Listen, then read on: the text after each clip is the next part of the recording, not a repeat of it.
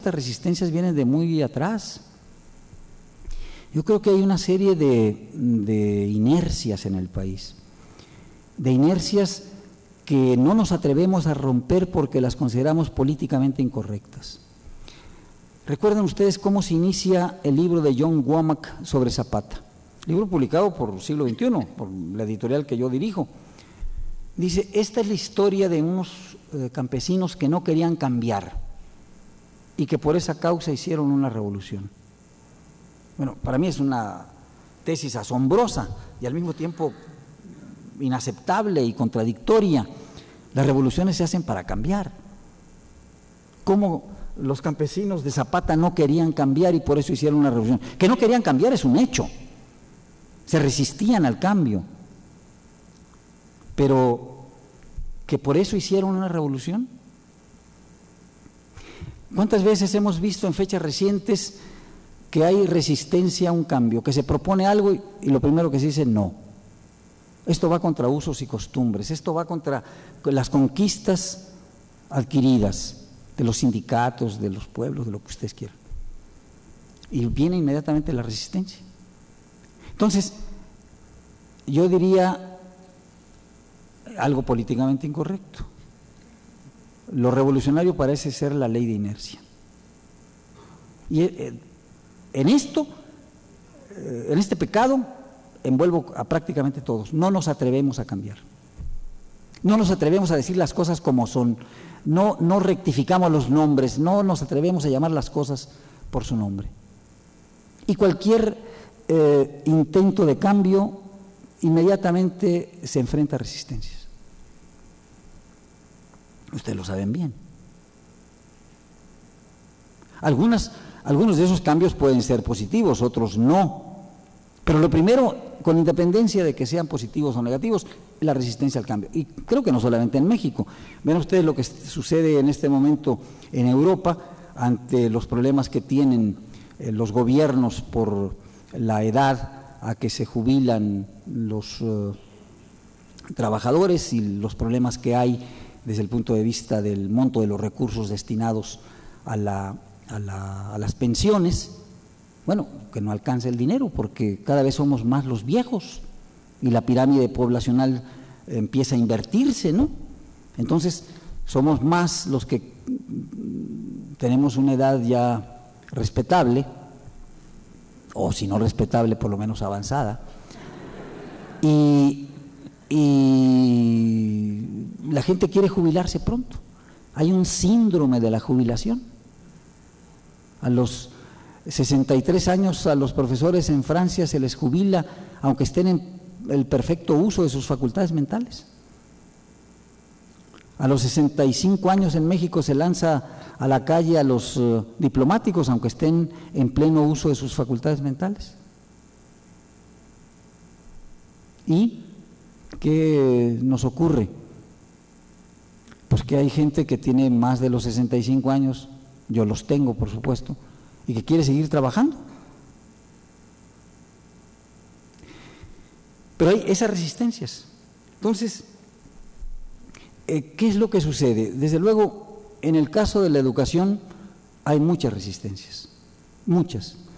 Vean ustedes, yo diré que hay algo terrible. ¿Por qué no se lee bien? ¿Por qué no hay librerías en México? Se cree que con la nueva ley del libro de texto, perdón, de la nueva ley del libro y el precio único del libro, se van a multiplicar las librerías. Yo francamente no creo que vaya a suceder eso. Soy uno de los pocos editores que se opuso a la ley del libro, porque los perjudicados van a ser los lectores. Las editoriales y las librerías no tenemos problema. El libro que se vende a 100 pesos y al que antes algunas librerías obtenían descuento y lo daban con descuento a los consumidores de un 25%, ya no van a poder hacerlo. ¿Quiénes van a ser los perjudicados? ¿Los libreros? No.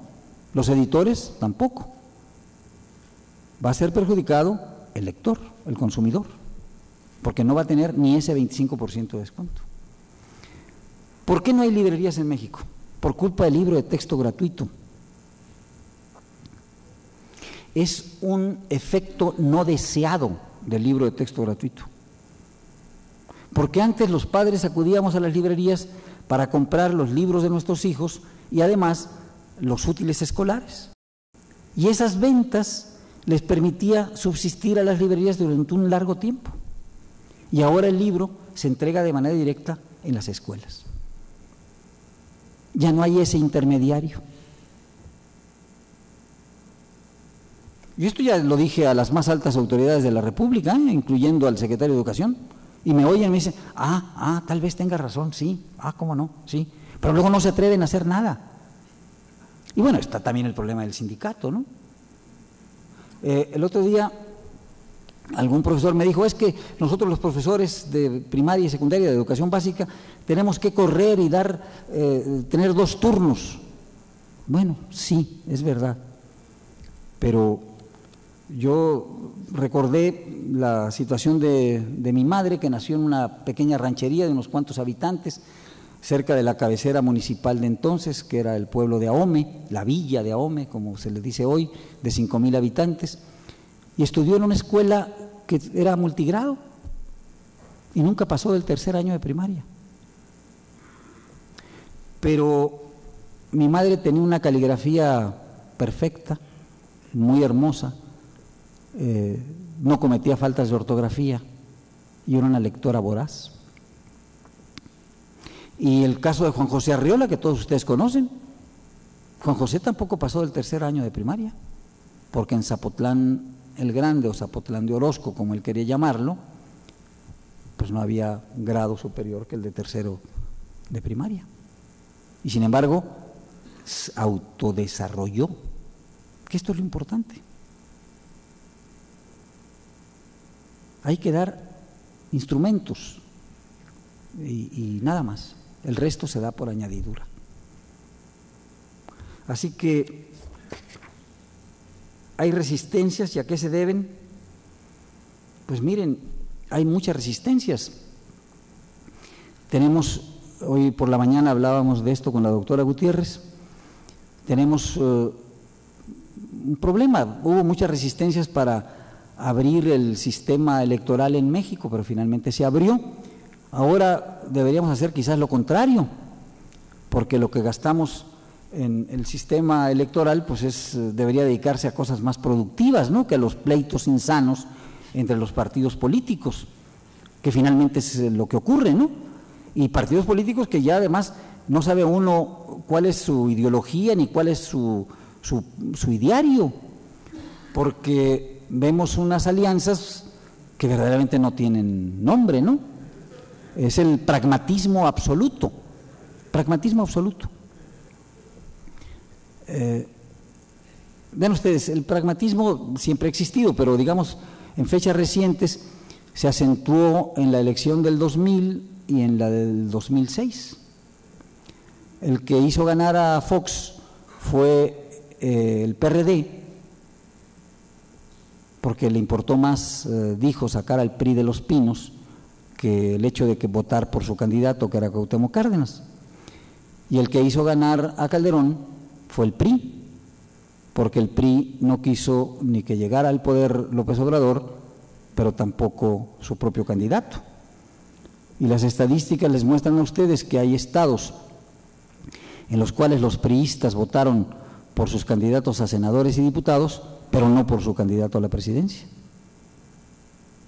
Pero luego vimos en la votación reciente lo que antes nos hubiera parecido inconcebible: la unión del PAN y el PRD, que aparentemente antagónicos, unidos por el simple, llano y más total de los pragmatismos. ¿Ganó el PAN en 2010?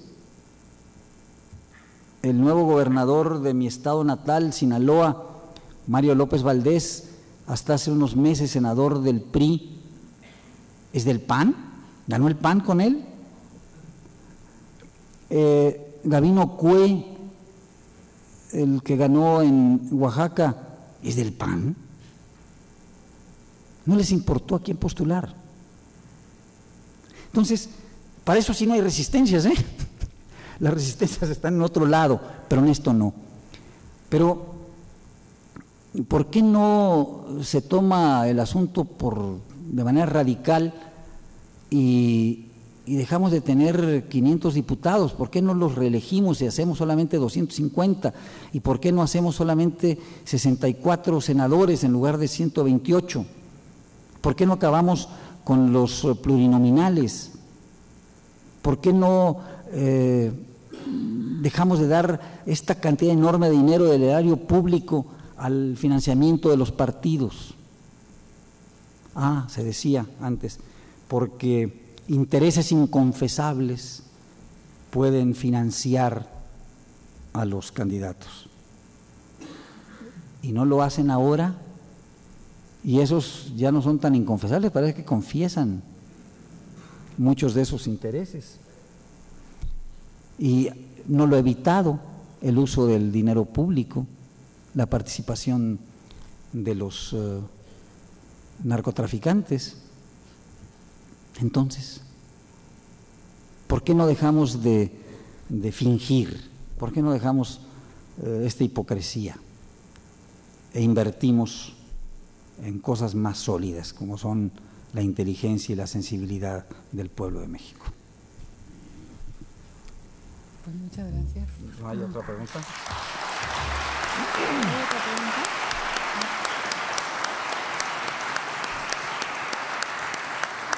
Muchas gracias, don Jaime.